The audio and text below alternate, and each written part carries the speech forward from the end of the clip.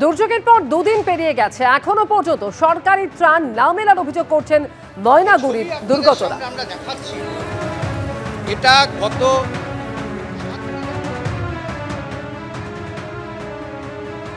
খালি পলিথিন দিছে, পুলিশ প্রশাসন আসতেছে যাচ্ছে, যে কোনো নাই। গ্রামের অধিকাংশ মানুষজনই তারা রাস্তার ওপরে অস্থায়ী ছাউনি করে রয়েছে, সেখানে তাদেরকে কোনো রকমভাবে থাকতে হচ্ছে।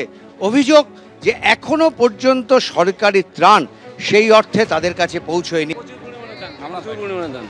প্রচুর না সরকার না, বিভিন্ন সংস্থা, পাবলিক বিভিন্ন সংস্থা থেকে, ক্লাব বিভিন্ন সংস্থা থেকে দেওয়া হচ্ছে। এই বাড়ি আবার কবে এখানে বাড়ি তৈরি করা সম্ভব হবে, আদৌ এখানে বাড়ি তৈরি করা সম্ভব হবে কিনা, যেভাবে পাড় ভেঙে পড়েছে তারপর কি অবস্থা হবে এই জায়গার, এটাই কিন্তু এখন সবচাইতে বড় প্রশ্ন।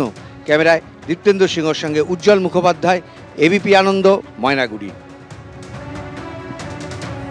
ময়নাগুড়ির ছবি আপনারা দেখছেন, একেবারে বিধ্বস্ত অবস্থা ময়নাগুড়ির। সেখানকার বাসিন্দারা অভিযোগ করছেন যে এখনো পর্যন্ত ত্রাণ পাননি তারা। ভোটার তালিকার বিশেষ সংশোধনের প্রস্তুতি খতিয়ে দেখতে রাজ্য এলো নির্বাচন কমিশনের বিশেষ দল। আজ এবং আগামীকাল একগুচ্ছ কর্মসূচি রয়েছে তাদের। সূত্রের খবর, তাদের বিশেষ নজর রয়েছে পূর্ব মেদিনীপুর, ঝাড়গ্রাম এবং বাঁকুড়ার দিকে। আগামী বছর পশ্চিমবঙ্গে বিধানসভা ভোট, যে কোনো দিন শুরু হয়ে যেতে পারে ভোটার তালিকার বিশেষ সংশোধন। তোড়জোড় চলছে জোর কদমে। মঙ্গলবার সেই প্রস্তুতি খতিয়ে দেখতে রাজ্য এলো নির্বাচন কমিশনের বিশেষ টিম। সূত্রের খবর, কমিশনের বিশেষ নজর রয়েছে পূর্ব মেদিনীপুর, ঝাড়গ্রাম, বাঁকুড়ায়।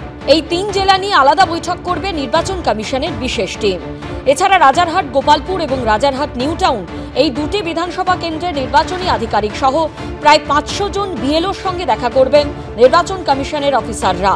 বুধবার উত্তরবঙ্গ ছাড়া সব জেলার জেলাশাসক, ইলেকটোরাল রেজিস্ট্রেশন অফিসার বা ইআরওদের সঙ্গে বৈঠক করবেন তারা। তারপর রাজারহাট, গোপালপুর এবং বারাসাতে যাবেন। বৃহস্পতিবার সকালে কোলাঘাটে 3 জেলার আধিকারিকদের সঙ্গে বৈঠক হবে এবং যে কোনো নির্বাচনের আগে থরো ইলেকটোরাল রোল রিভিশন হয়।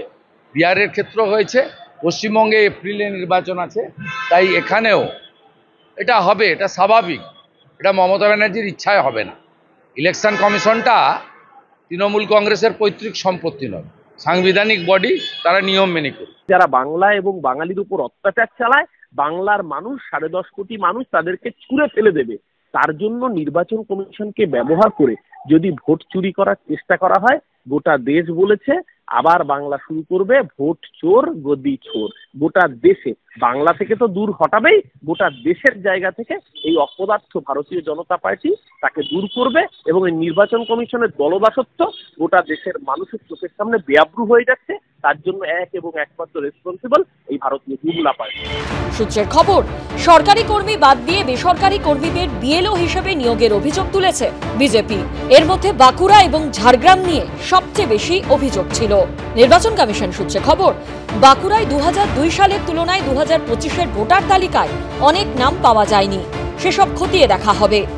রুমা পাল, জয়ন্ত পাল ও সত্যজিৎ বৈদ্যের রিপোর্ট, এবিপি আনন্দ। শনিবার রাতে উত্তরবঙ্গে ভারী বৃষ্টির পূর্বাভাস সপ্তাহখানেক আগে রাজ্য সরকারকে জানানো হয়েছিল।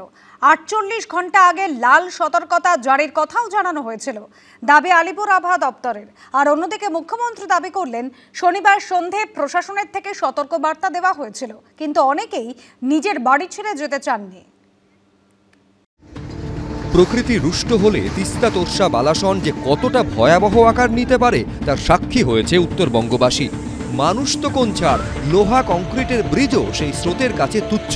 বিভিন্ন জায়গায় ধসের জেরে যেমন ধসে গিয়েছে ঘরবাড়ি, তেমনি বদলে গিয়েছে চেনা রাস্তার ছবিগুলিও। সেই সঙ্গে বেড়ে চলেছে মৃতের সংখ্যাও। এই প্রেক্ষাপটে নানা মহলে প্রশ্ন উঠছে, আলিপুর আবহাওয়া দপ্তর আগাম সতর্কতা জারি করার পরেও পরিস্থিতি এতটা ভয়ঙ্কর হলো কেন? প্রশাসন কি পর্যাপ্ত প্রস্তুতি নেয়নি?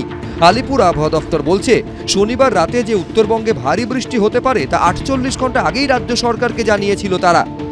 আমরা যেটা 7 দিনের পূর্বাভাস দিই, 7 দিনের 7ম দিন থেকেই আমরা উত্তরবঙ্গে বলেছিলাম যে 4 তারিখের থেকে 7 দিনে আপনি পিছনে চলে আসুন।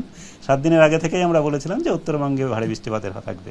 তারপরে ধীরে ধীরে সেটা হলুদ থেকে কমলা থেকে লাল, লাল সতর্কতা শুক্রবারেই দেওয়া হয়েছিল। 7 দিনের ফোরকাস্ট যখন আমরা শুরু করি, আমরা তো 7 দিনের বেশি ওয়ার্নিং দিই না। 7 দিনের প্রথম দিনে হ্যাঁ 4 তারিখের আপনার যে ইনসিডেন্ট, তার আগে যে 7 দিনে যে শুরু হচ্ছে সেখান থেকেই আমাদের ছিল।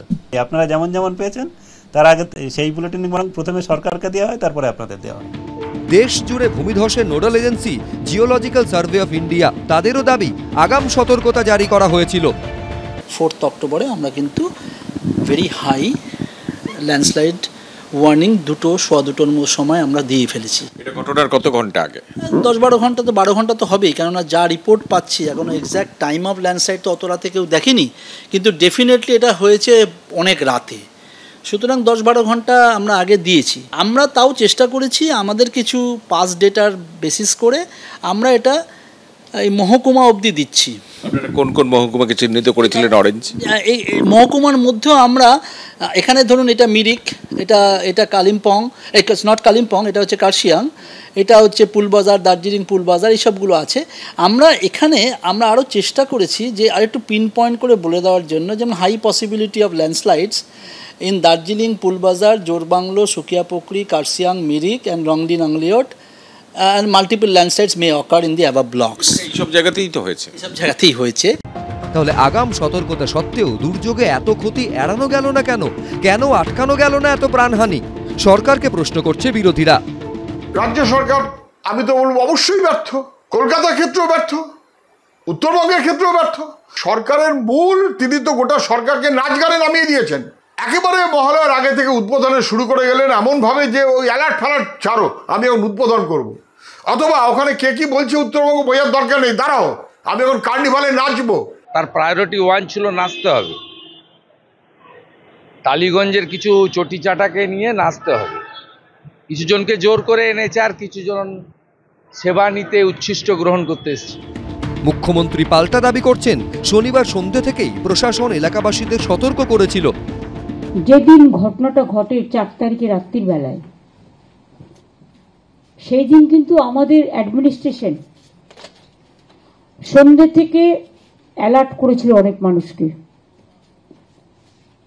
ফলে আরো অনেক প্রাণহানি হতে পারত। কিন্তু অনেকে হয় কি, নিজের বাড়িটা ছেড়ে কেউ যেতে চায় না, নিজের বাড়ি কেউ ছাড়তে চায় না, এটা একটা প্রবলেম হয়। এটা জেনুইন আমাদের সবার ক্ষেত্রেই প্রযোজ্য। ফলে অনেকে হয়তো নিজের বাড়িতে থেকেছিল। কার দোষ কার ভুল, এই প্রশ্নের উত্তর কোনো দিনই কোথাও কোনো রাজ্যে কিংবা কেন্দ্রে পাওয়া যায় না। শুধু যাদের যায় তারা সারা জীবন ভোগে। ঐশী মুখোপাধ্যায়, আবির দত্ত, আশাবুল হোসেনের রিপোর্ট, এবিপি আনন্দ।